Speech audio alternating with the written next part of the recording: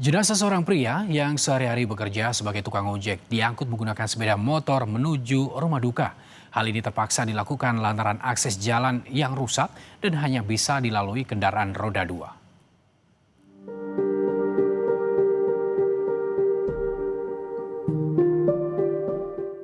Inilah momen pilu saat warga mengantar jenazah pemuda asal desa Tilong Gibila yang diangkut menggunakan sepeda motor menuju rumah duka di Pinogu, Gorontalo. Rombongan pengantar jenazah berjibaku karena mesti melewati jalur ekstrim dengan menempuh jarak sejauh 50 km dari desa Tulabolo menuju desa Tilong Gibila. Pengantaran jenazah menggunakan sepeda motor terpaksa dilakukan karena akses jalan hanya bisa dilalui kendaraan roda 2.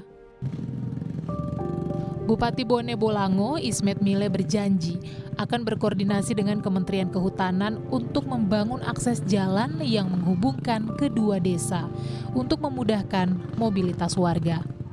Jalan ke sini sampai di Pinogu itu kurang lebih 40-50 kilo. Nah, jalan yang ada hanya bisa dilalui kendaraan motor.